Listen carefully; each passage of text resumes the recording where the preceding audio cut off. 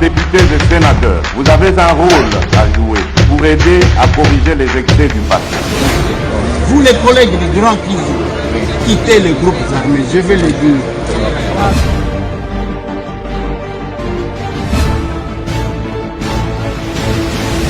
Allez, bonsoir, bonjour mesdames et messieurs, bienvenue dans ce numéro de l'émission.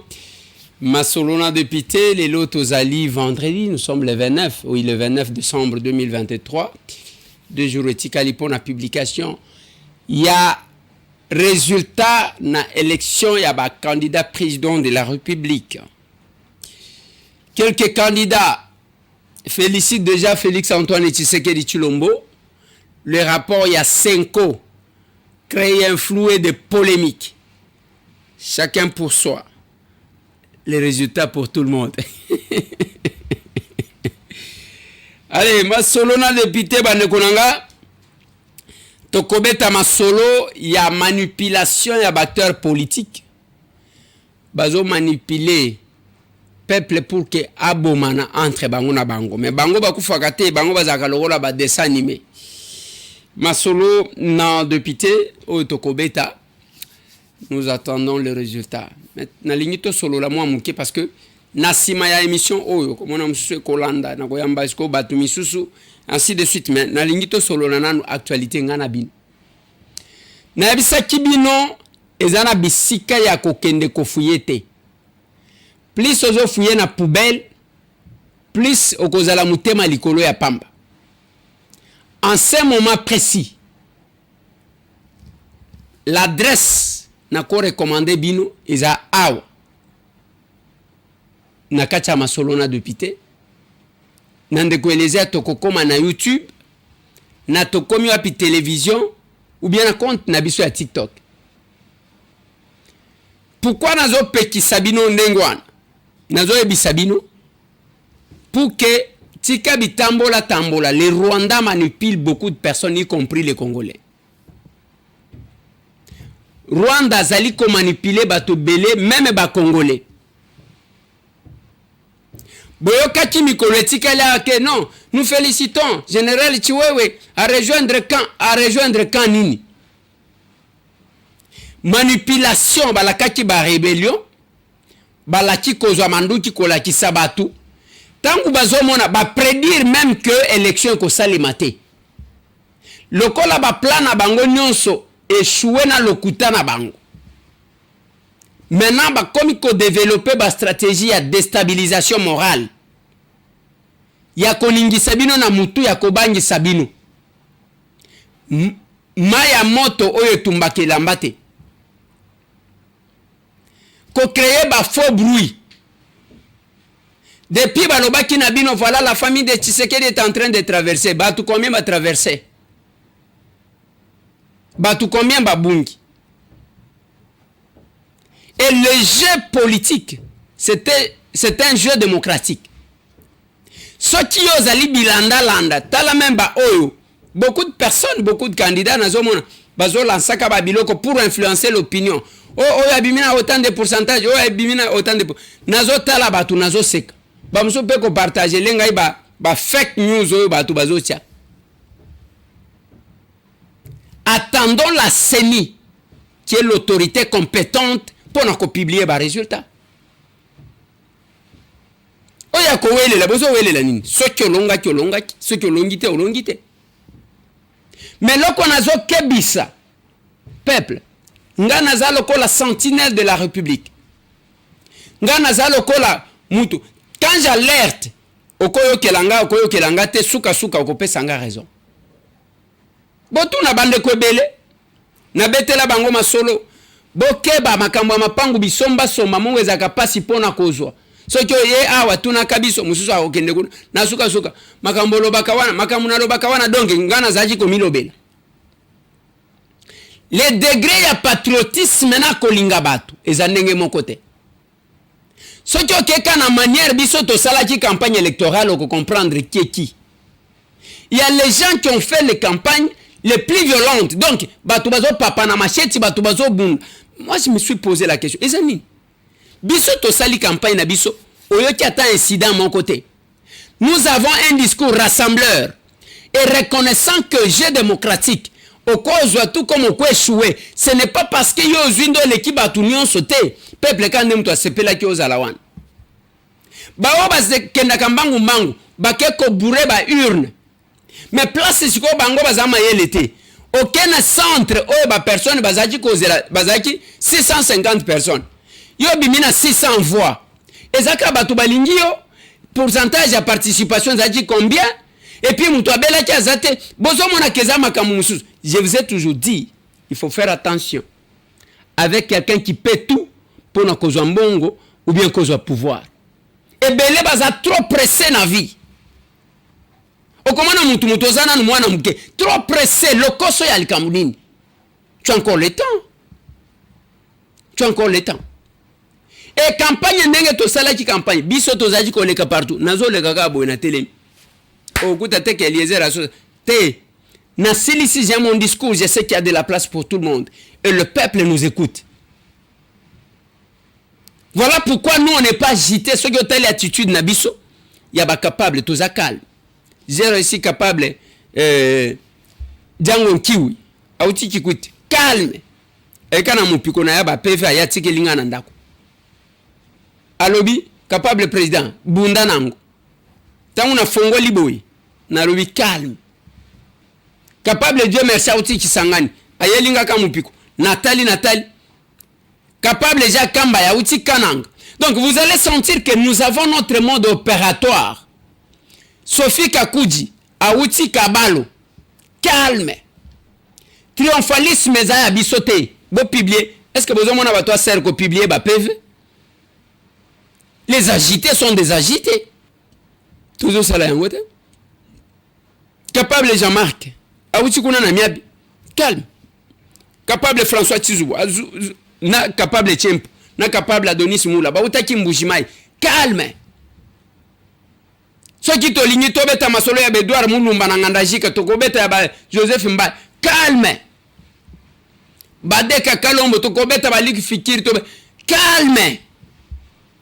Bisoto zalaka agité te yango bozongo na bato bakomi ko monter.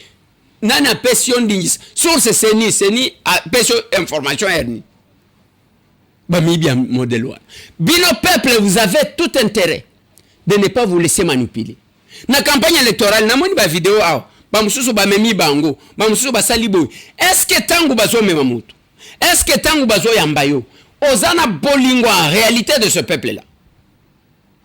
Voilà ce que nous prêchons à la serre. Voilà pourquoi même temps on a salé action avant-hier na ba personne vulnérable na lobaki na boya ki ko salango avant élection pour ne bima loko la campagne était. On ne fait pas le tout pour la campagne électorale. C'est la différence entre biso na bino.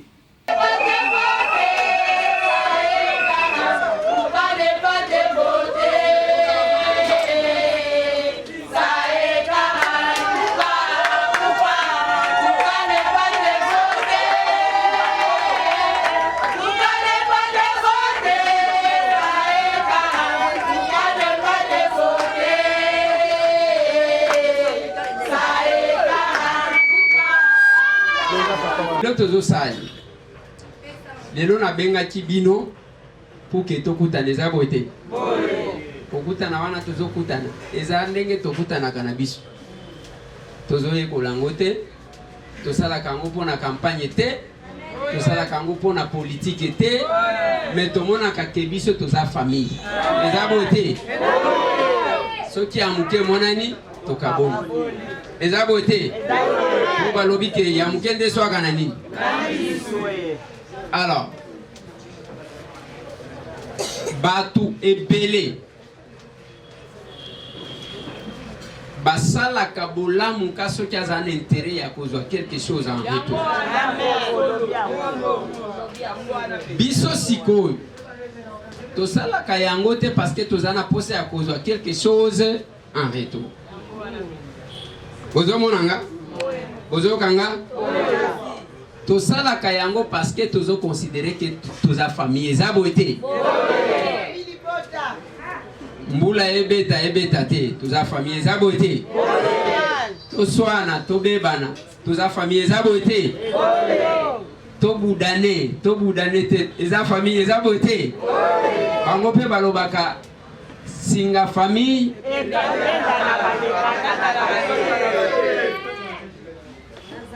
nalobaki na bato maponomi ekosali pe ekoleka me tokotikalaka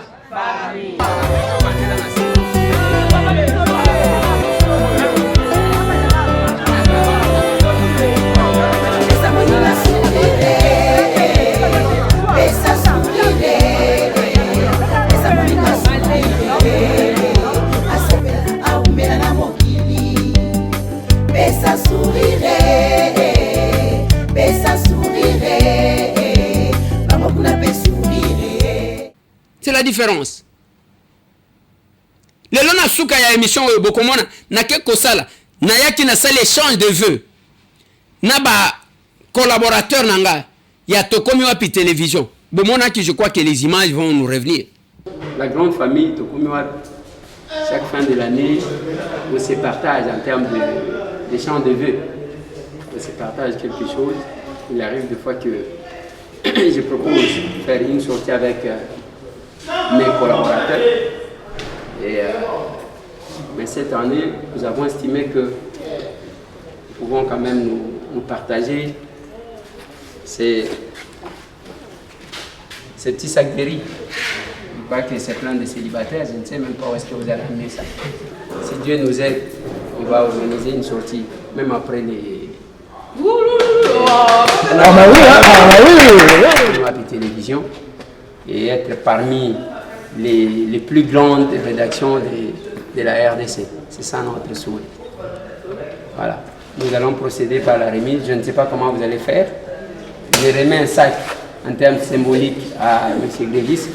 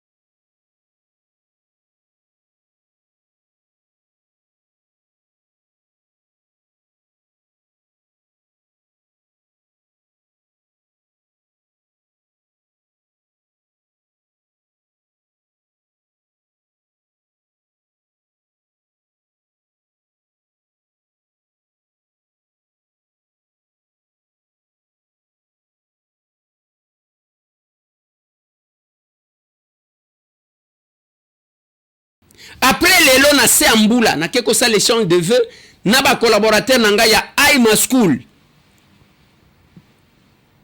Aima School, to quelque ça l'échange de vœux entre nous. Mais tant que siko ba politicien et belé bazoya ko manipuler bin. Zo machette, zo pau, keneko papa bato, zo keneko papa ndeko na yo qui souffre au même titre que yo. Ba politicien on a sima mutu moko te ba politicien bango moko pona kufa boy na campagne ezaka passe bombani azotinda kabato. Même tous ces gens appellent à la violence tozomona na Katanga oyo. Jeune wana azolenga boy. Mushimame kamata kisu, kamata jembe lokola. Ba mama, ba jeune, batoto Katanga, batoto ya Kivu, province orientale, Bandundu, Bas-Congo, Équateur, Banakini, banakini. Mulamuke, mulamuke, mulamuke. Botelema, botelema, botelema. Batoto ya Est.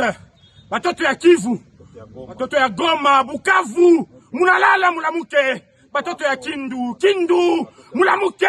Batoto Katanga. Batoto Katanga, mulamuke. Mulamuke. Banani banalala. Banani banalala mkatanga. Sempia, Sempia, Sempia. Sempia, Sempia. Luanzo, Luanzo. Buluba Ibukata. Divar, mulamuke. On ne peut pas voler la victoire du peuple. On ne peut pas voler notre victoire. Moïse Katumbi Tchapoué a déjà gagné les élections. Dans tous les centres, de vote, dans toutes les villes, dans toutes les provinces, Moïse Katumbi a gagné les élections. Merci. Dans toutes les villes de la République, au Katanga comme au Kasaï, passant par Kinshasa, Équateur, Bandunduba, Congo, province orientale, Katumbi a gagné les élections. Tshisekedi et Kadima veulent voler la victoire du peuple. Batoto Kindu Mulamuke, Batoto Katanga Mulamuke, Bandunduba, Congo Mulamuke, Banakini, Banakini, Mulamuke, Mulamuke. Kama Kadima ana commettre erreur. Il a proclamé Tshisekedi asema ana win ima élection. Il est chikou, il est chikou. Il est chikou, ni bafwa, bafwa, bashala, bashala. Wa mpanga bebe mpanga shike mbalabala. Wa shoka bebe shoka shike mbalabala. Wa kiso bebe kiso shike mbalabala. Olinga kyotinda batu ndengwa na bakende kokata bilanga. Bakende kokata bilanga. Yangonga na loba parti politique, il fallait parmi les conditions de recevabilité bilanga. J'ai dit ça à l'Assemblée, je ne sais pas si la régie va parler le même langage avec moi. Wanozolenga, mulamuke, mulamuke, bababi, c'est pas possible. Batu wanozotinde la bakende ko papa bango ba machete. Ils souffrent au même titre que yo. Et batu misusu, bango bazali ko se retrouver. Bazo se retrouver. Mais bazo manipuler bino. La politique, bande konanga boyoka pourquoi j'ai créé la serre. Et ça pour éviter makamunyoso. Vous n'entendrez jamais bisona action commune pour la République. Tozo manipuler population pour na kokende koboma. Biso tozaka na biloko wana te. Et moi je connais ce gens là. Tala ba image ba tindelinga na zoka bazo tanga même kombo ya ministre moko. Tala ndenge ba tumbi banda kwa batu. Papa chef de quartier. Mbote. Mbote papa. Yo comment on a? Comment on a Omar Djemalola? Omar Djemalola? Oui. Vous êtes chef de quartier à quartier ni? Quartier Banto. Lelo na quartier na Banto na moni ndako iziki boy na moi boy. Iza nini? Nana diksi ndako yango. OK. Ngai abana ko fanda ipananga na yuki kaka banzembo ezoya. Banzembo ebele ezoya wana oyo koya eya. Banzembo ya nani batuna bano yemezembo wana? Bana bolonga ne bayaki. Bana bolonga bayika boy pamba. Na tindeki bango. Bon bakendiki liboso pa ministre Adrien. Yoka bakendiki pa na yo wana Adrien nani? Bakendo tumba bandako. Adrien nani? Adrien Bokele. Ministre ya nani? Yazaka ministre nini? Ministre ya pêche et élevage. Bon. Yenda tindaki Yenda groupe na ye ya mboka na ye bolonga po baya kuzikisa bandako ya batu ya ba AAC. Ya parti ya AAC ni bazikisi bandako wana bandako ya ba IDPS bazikisi yango. Na ba drapeau IDPS na kati ya ndako na ba nini nyoso. Na kati ya ngwana se. Ngwana se. OK. Na kwa bangote bayaki groupe batu ebele na ba flèche bambeli biloko ebele bele. Arme de feu tout nyoso tala drapeau IDPS drapeau IDPS mobimba na kati ya ndako eziki yango so mona ngote IDPS to soutenir kaka ye to kende pa mususu te e pa mutu mususu te kaka ye nani? Kaka ye Adrien Bokele Ndiko suneri to kende kaka pa na ye kaka ye to soutenir ba mususu Drapeau ya IDPS yango eziki tala drapeau IDPS ngezi nyoso yango drapeau IDPS nyoso eziki yango Kala ba télévision na yango yo. Ba diva ba mesa ba vitrine na ba vitrine nyoso yango. Nyoso ya passe mitarisi nyoso esezi aziki ndako mobimba so moni yango nyoso yango. Alors to ko kaki bango te ko ba yake ebele. kasi yo mpona yo olobi nini nalobi l'état azwa décision ngai ekokokanga te décision pas l'état ye moko azwa décision ndenge namoni vote nini basalaka vote marke boye te baélection nini basalaka yango boye moto aya kointimide bato na makasi bamosusu bakota na basamatovote kaka ye na marke nini tomona yango te depuis tobotama tomona marke boye te olobi awa toza na territoire de Keser na province ya Kasai. Oui, na province ya Kasai. Akanga bato wana bakanga bato babayi kutuma ndako wana na moi. Ok, ezaki na air ni to bayi kutuma ndako wana. Ba 15. Biloko nyonso si eziki na ndako. Biloko nyonso toza neloko ata eloko moko te kota na ndako. Ndako moko yango na mabele nyonso. Mosusu yango kota na ndako mona biloko nyonso basi bazikisa. Bakiti nyonso ya badiva, biloko basani, biloko baplastika, bavideo na ngai nyonso, baradio mbongo na ngai natekaka, nasalaka mimbongo na ngai, mbongo na ngai ya botike, biloko nyonso mbongo nyonso esi eziki, totikali ka maboko pamba ata ndenge ya kolia eza te na bana. Eloko te. Bamuse nyonso tu. Bavelo ya bana. Bavelo ya bana nyonso tu batumbi yango. Ah, babiso na moto ezikaki? Basi bazuna bakaka biloko mosusu babanda kozwa babanda komema yango. Ba moto ba video biloko nyonso basi bazwi. Mama wana azolela a perdre biloko nyonso. Souffrance bakisi souffrance. Et ces politiciens vont revenir ici à Kinshasa. Ce peuple-là souffre. Maman, donc, batindi batu bazo souffrir. Ndenge moko na mama wana, bakende kotumba ndaku ya mutu azo souffrir na bango. Ce n'est pas possible. Après, tout le monde, lelo na bamboka, bozali suna batu. Tout le monde est déjà Kinshasa ici. Basi ba kimi binoti. Et bazo tout ça kabinomi, tout vous ne comprenez pas le peuple.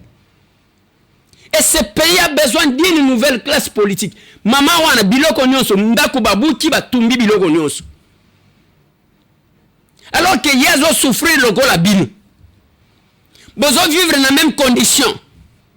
Et les politiciens ba tout ici bino la classe politique tozana. Tangu campagne silia, muto akosekisa moninga zate. Ezaso ye, allez bolongwa kuna. Bilongia ba candidat comme ya kokanga. Voilà pourquoi nous avons trouvé l'occasion à composer un acte. Yakotali Sabatuke, nous ne le faisons pas que pour la politique.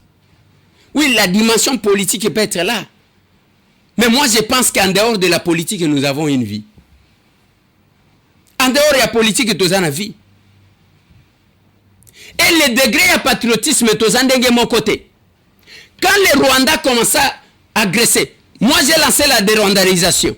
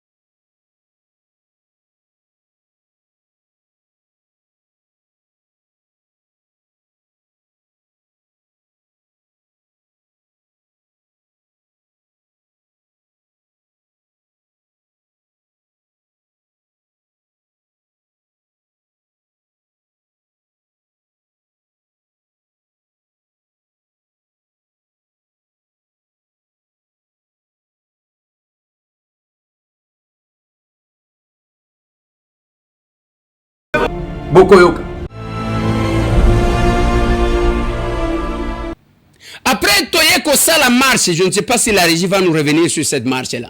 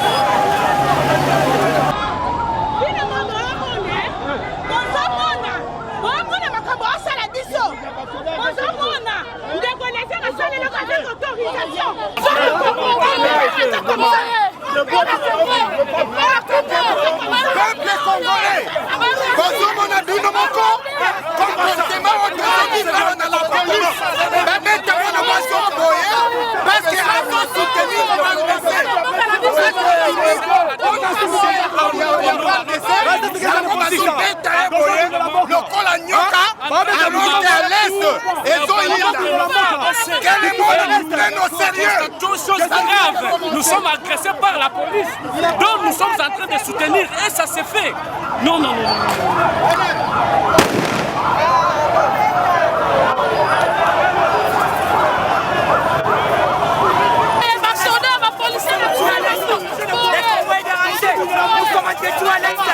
C'est pour le pays. Nous sommes là.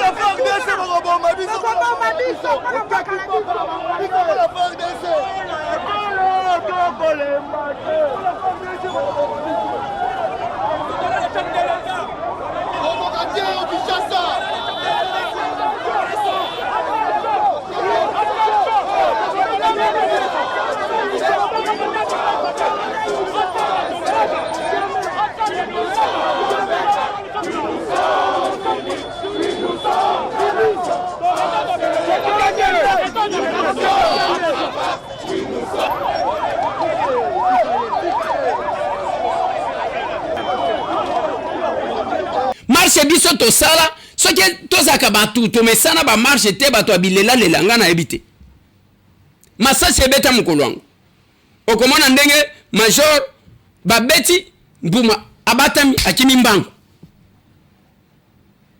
Nous avons dit non à l'agression rwandaise ana kisasa bakanganzela batu bamesana kotambola bayebi. Et de toutes ces personnes qui ont marché contre l'agression, batu basala lokola ASER bazate. Bobi misabiso ba vidéo. Là c'est la marche de l'ASER.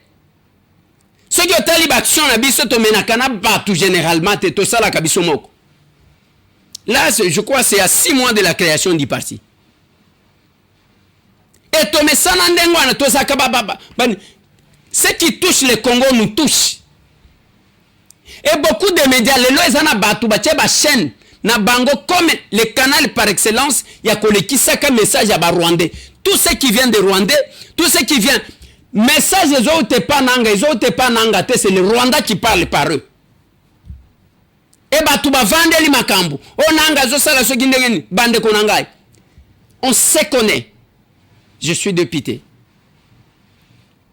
Asala ya yeba député tozala kana bango. Ataya azoya ye par. Ya ba député tozana bango. Lobi na tela kibino maloba ya leki na ye. Donc nous sommes dans un pays où ba tous ceux qui bazui manduki baboni les loba victime ya Kisangani bango. Na sina ke kotala bango so combien de fois? Je ne suis pas candidat à Kisangani. E bande kona bango combien ya batu ya kouta chop. Oyo basi ba ke kotala bango. Et aujourd'hui, on veut faire d'autres victimes, auto reconnaître les sous-soutés, parce qu'on a besoin que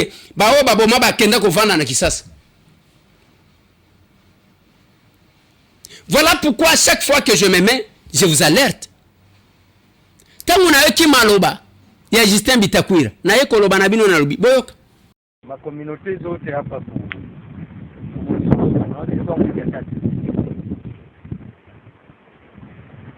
ya kwanza ni kubwa sana. Wewe tunakamata binadamu sawa vile kuku tunafuga mnyumba. Mtu akifuga kuku yake akipata mgeni kuku kisha ingia mnyumba anaweza ikamata saa yote anapenda. Na kaiua anaipatia mgeni wake. Sasa huku kwetu hali ya kuua kuku ni watu ndio wanauawa. Lakini shauri nilipatiaka Banyamulenge, Barundi na Bafuliru. Niliaka kama nilitumikaka na mzee moya Kinshasa banamuita Yudia. Alituambiaka hivi, kama jipu inaukamatia kushingo, utameza busa kidogo, upende usipende.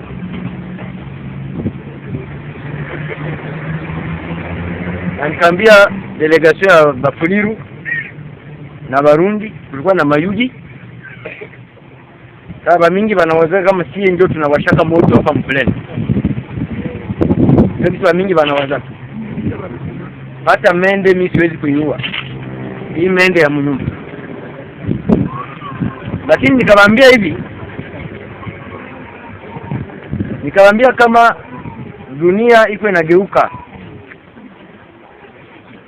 Kama mtu hawezi kuelewa kama mtoto mwenye alizaliwa na Mkenya anaweza kuwa president wa Republic Etats-Unis. Hakuna mangewazia. Ndio huyo Obama alikuwa Kenya juzi. Na alionana na jamaa yake. Alikutana batate, babinamu, bashangazi, na iko president wa Etats-Unis. Puissance ya kwanza mdunia. Kwa wenye wanasoma historia kidogo banamuiwa Nicolas Sarkozy. Nicolas Sarkozy alikuwa president wa France. Na kesho tena anaweza geuka president wa France. Tate yake alitoka Greece, ni Mgiriki. Baba yake ni Mhongrua. Nchi moja ya Ulaya wanaita Hongri.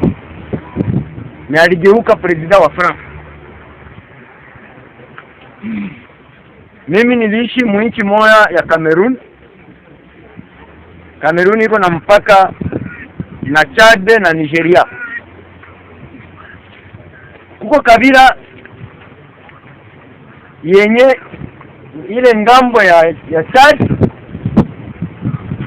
Mseni, sema sawa vile Murundi hapa.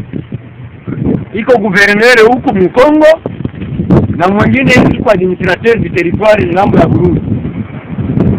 wanasema lugha moja na wote wanafahamiana. Lakini huyu histoire ni mbeba Chad, huyu mwingine histoire kamumatiana Cameroon. Kama hatuishi vile tunapoteza muda. Jana ilikuwa saa 3 ya usiku, ndio nilisikia Enoke Ruberangabo ananiita. Niko vice ministre Kinshasa, ninasikia baba Nyamulenge, tunampamia. Naambia honorable uko wapi? Niko Uvira. Banaua tena batu Mtarule. Mtarule. Wajua wakitunga ngombe wawili wameuawa. Mmoja yuko hospitali akifika matapona na walibeba mangombe za watu. Ndugu zangu, nilikuwa na marenyo zingine ngambo na ngambo na nilikuwa na surveiller wakati watazika na mimi nilikuwa. Shauri ya kwanza nitawapatia. Iwe Bafuliru, iwe Barundi, iwe Banyamulenge. Kila umoja wa mwenzake ni ile jipu iko nayo kushingo. Mwenye atakatala kumeza busa kidogo, maana haelewi histoire iko naenda wapi. Kongo iko inatafuta watu wenye wataikala hapo. Kwa sababu ukipanda ndege hapa, utaona kama Kongo iko wazi na kosa watu. Basi kwenye watu waviko ndio ya mkabambi kupita kwenye watu viko. Ingewezekana tungeenda mnanunua watu manchi zingine, mpe kuikala huko. Sasa si bachache hapa mpleni, na pleni iko wazi. Tunakufa nini? Tunauana juu ya nini? Shauri ya kwanza mimi mbele ya administrateur nitawapatia ni kusema kama benye wanafikia kuua watu hapa hawatokaki mbali. Ni si peke kwa si peke. Ngai na cause la d'accord te. Nous avons les Congolais qui sont devenus des Américains, des Français, des Belges. Okoyoka teke bango ba papaka ba Américain ba macheti, ba bomaka ba Américain, ba bomaka ba Français, ba bomaka ba Belge pour que ba s'accaparer na mabele na bango. C'est ce qui nous oppose à ces gens-là. Makambo ezali ko opposer biso na bango. Soit qui c'est un discours rassembleur, oui. Et cause à la malam. Mais il y a koluka ko préparer batu lokola, vous acceptez ce que ces gens-là viennent occuper des responsabilités ici pendant que vous ont lancé la dérwandarisation. C'est compliqué. C'est compliqué. C'est compliqué. On n'a pas encore publié le résultat. La Senko, je ne sais pas si on va me mettre encore la baie et chaud. La MOE Senko SSC, grâce au dispositif de comptage parallèle de voix qu'elle a mis en place, constate qu'un candidat s'est largement démarqué des autres avec plus de la moitié des suffrages à lui seul.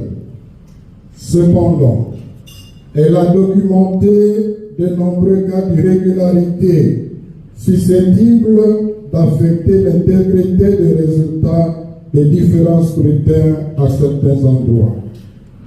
La MOE met de ce fait à la disposition de toutes les parties prenantes un document annexe reprenant ces irrégularités documentées.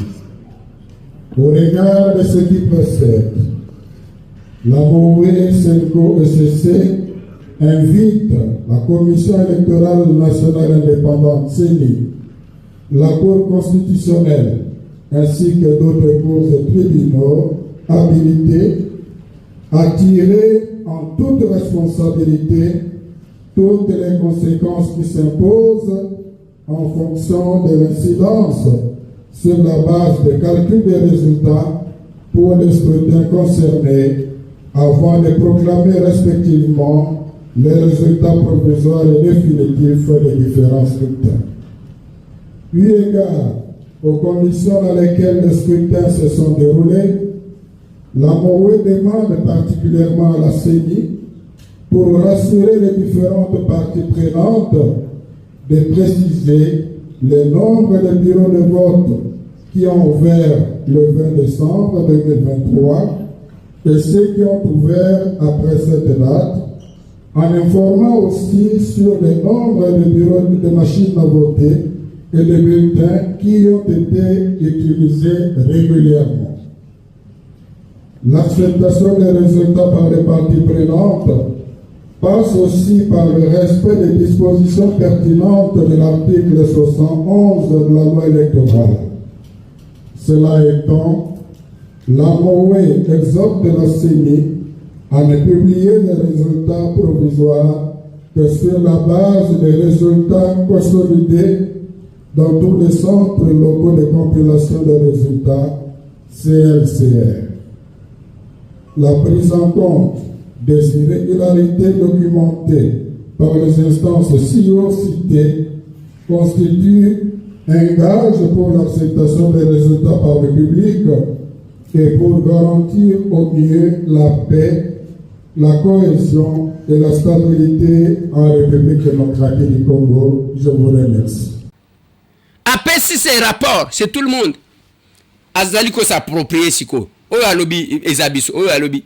Maître Hervé Diaké se parlant au nom de Moïse Katumbi parce qu'il est porte-parole de l'ensemble. Alobi, Victoire Wana Bazo Lobela, Ezaï Abisso. Mais attendons alors.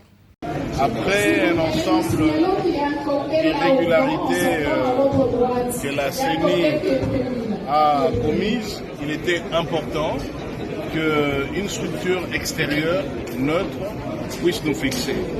Je retiens premièrement à chaud dans ces rapports un élément fondamental, la violation manifeste du cadre juridique d'organisation des élections par la CENI en ce qui concerne la date des élections.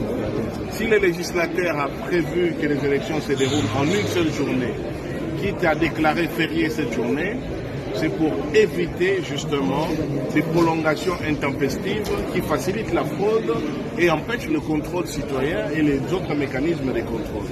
Aujourd'hui, il est attesté que la CENI a agi par son propre chef, donc de manière arbitraire, non seulement à une prolongation indue en violation de son propre calendrier électoral, mais à une prolongation excessive jusqu'aujourd'hui, on est presque à 6 jours après, du processus de vote au nom de l'inclusivité, mais qui a été la période au cours de laquelle on a procédé à des actes frauduleux incontestables.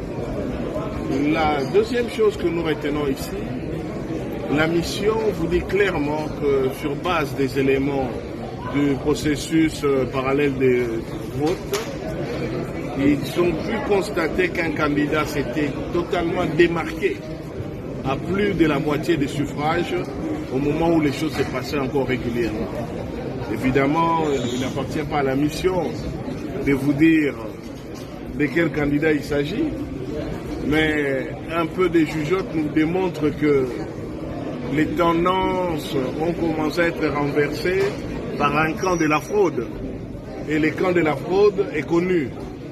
Toutes les machines à voter n'ont été retrouvées que dans les camps du président Tshisekedi. Ça, on ne peut pas les dire. Et les machines à voter étaient de la propriété exclusive de la CENI. Donc si ces machines ont été retrouvées dans les camps Tshisekedi, c'est avec la complicité de la CENI. Ça, on ne peut pas non plus le nier. Donc nous nous retrouvons effectivement confortés dans notre dénonciation sur les caractères frauduleux de l'ensemble de ce qu'a été ces chaos électoral.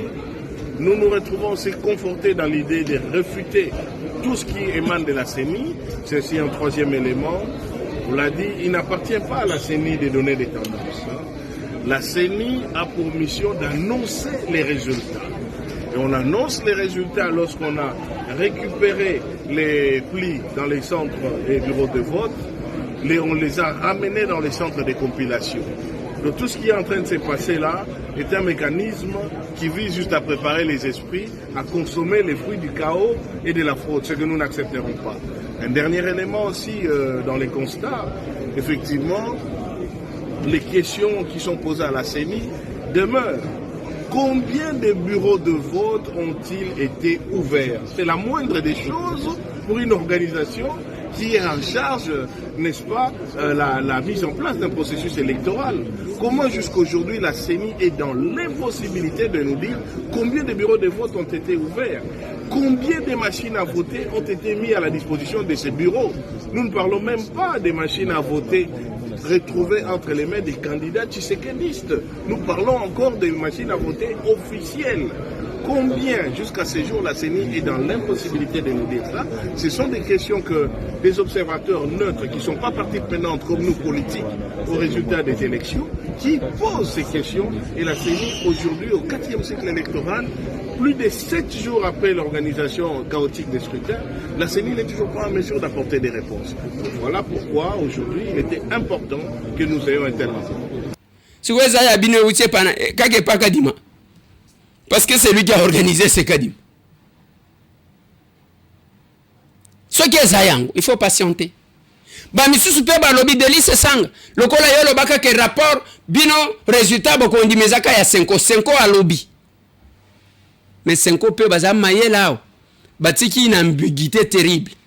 Pour que, mutualo bateki, bo trahir ngai. Hein?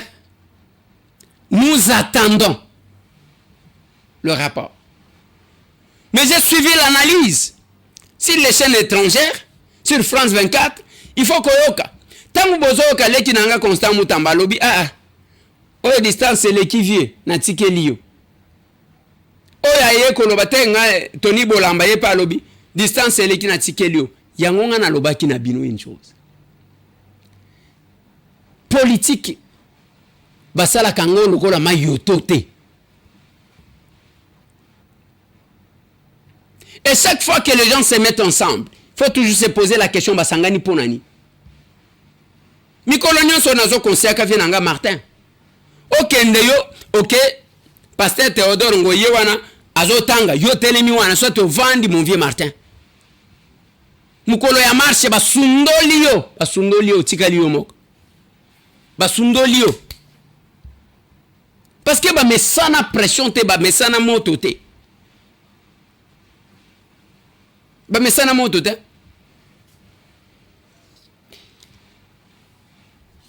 Lelo na keko lekisa.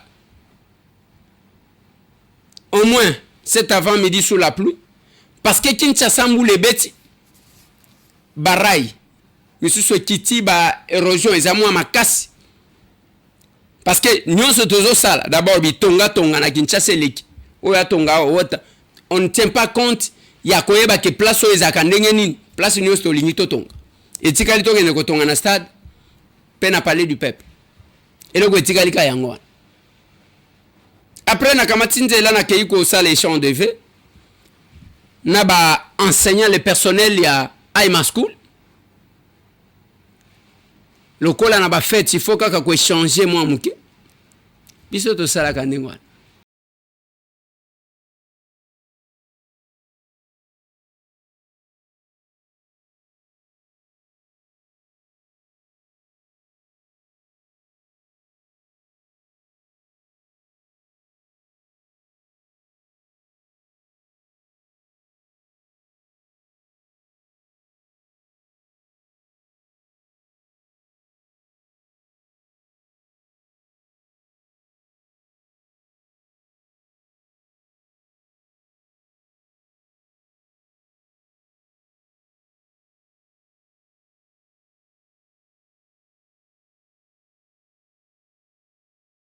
Ici, c'est pour un échange.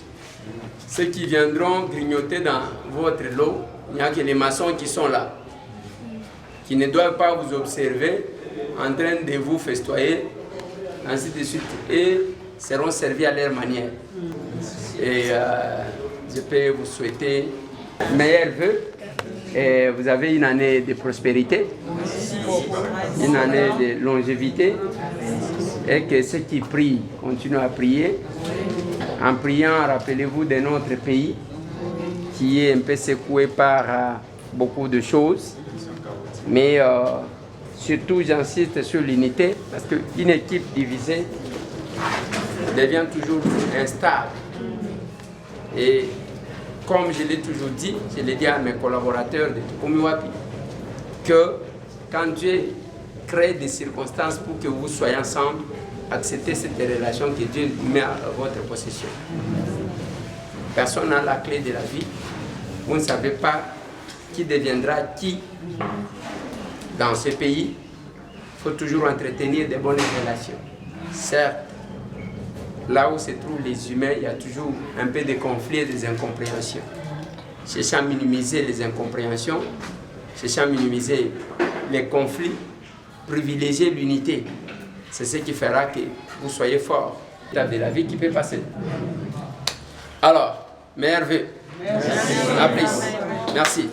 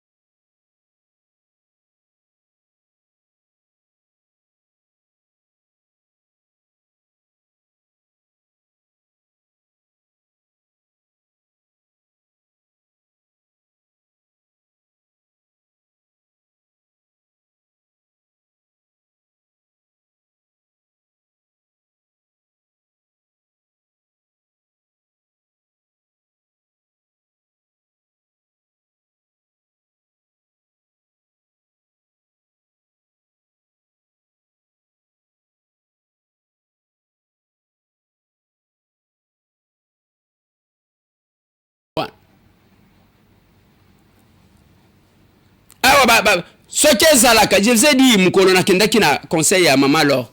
Na lobby ce qui est à la en pleine campagne. Ba politicien ba linga ba tonda. Ba flash disque wana ba zaji koloba. Nana ko somba $500. Muto aligaja somba ngona 2000. Ba tout modèle kaka niwa. Des escrocs comme ça. Les lois bazo lobby selisu bat. Bozo mona bango. Peuple, il ne faut pas vous laisser manipuler par les politiciens de mauvais goût. Politique yaboy. Je vous avertis. Tolingi tozo zela ba résultat. Mais nazo avertir bin. On n'a pas besoin de triomphalisme. Tozana besoin ya kimia pona mboka na biso mutu nyonso 500 députés. Bakotia ta 501 T. Ceux qui siègent ils à 500, ils à 500. Ce n'est pas parce qu'au postulat qu'ils ont obligé comme élection na bino ya kadi mawana za bien té. Mais okenda kineni. Okenda kineni. Ya kadi mawana ba yeko cha lelo té. Azalaki wana. Ndenge nazoka cour constitutionnelle alors que yango mutu valida ki ba candidature na bino. Toka ka soni quelque part. Toka ka soni quelque part. Pona kosuki sanalingi to se détendre moi mukena petit azo imiter chairman.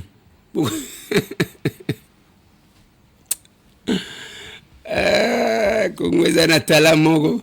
Jambo nu. Jambo sana. Leo mikatumbi mimi nafika kumiambia demonstration ya kusema mimi nitapita. Tunasikilizana. Ndio. Mimi ni numero combien? Numero 3. OK, président Kabila ile argo hapa pouvoir albewa numero combien? Numero 3. OK, twende mu Bible, Jésus-Christ est mort le premier jour, le deuxième et le troisième jour il est ressuscité. Arfa combien de jours? 3 jours. Arfa combien de jours? 3 jours. OK, twende tunaombaka au nom du Père et du Fils et du Saint-Esprit. Nafa combien de fois? 3 fois. Nafa combien de fois? 3 fois. Twende mubuloji sasa. Tunakalanga na 666 ni masisi ngapi? Ni masisi 3. Ni masisi ngapi? 3. Jo mimi nafia kumwambia ke mimi nitapita vipande vishuke. Tunasikilizana. Ndio. Tunasikilizana. Ndio. Mimi niko Moise Katumbi wa Mubible. Paka vile mimi pasolaka njia ya watoto wa Israeli wanapita pamai. Jo vile mimi nitapasula na njia Kongo ende ikaone huru. Tunasikilizana. Ndio. Amuta kwa tena ba esclave ya bantu. Tunasikilizana. Ndio.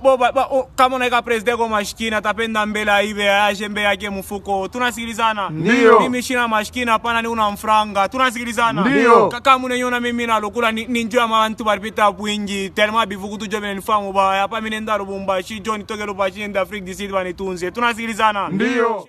Mwana. Allez, il en est fini pour aujourd'hui, mesdames et messieurs. Pour la brancher parce que bientôt là c'est notre numéro de l'émission. fala ki tu échanger nan bo s'abonner nan ndeko Eliezer tokokoma na YouTube déplacer biso tozalaka. Ici c'est le patriotisme. Ce qui ozo kene na Kenya Rwanda ndenge na yoki batindelinga ojo moko Kagame azolela. Abi mikolo nyonso na lembi na makambo kaka biso nde tozo sala mabe na Congo. Mutu azana manduki te. Alembisi bato manduki. Félix Antoine Tshisekedi Tshilombo. Alembisi bato manduki. Je l'ai dit sur les antennes de la RTNC na lobi kolomoni alongwaka ndengeni. Même il est là contredire ngate. Allez, joyeux anniversaire na JFM Service parce que c'est son jour. Moi na mobile one. Un ami, un frère. JFM Service c'est son jour. Azo fêter joyeux anniversaire na ye. Mais a fêter là ngona kacha baneige kuna na poto. Na kanisa kya ko ya ko fêter les a. To linga to embela yo mono raté. Ne to salela ki papa Christian. Yo raté na yo. Allez, les capables. Soyez toujours calme. Toujours zen. Comme on a dit.